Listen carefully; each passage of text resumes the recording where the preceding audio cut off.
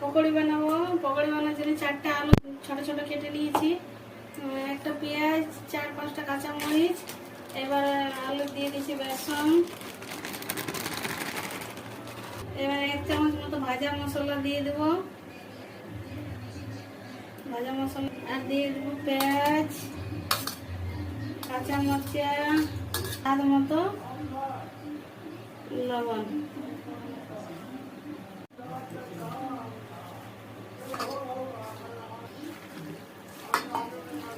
মেখে নিয়েছি,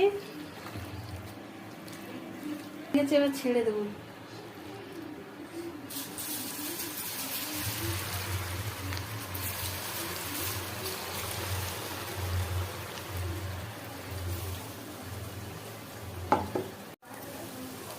এবার তুলে নেব।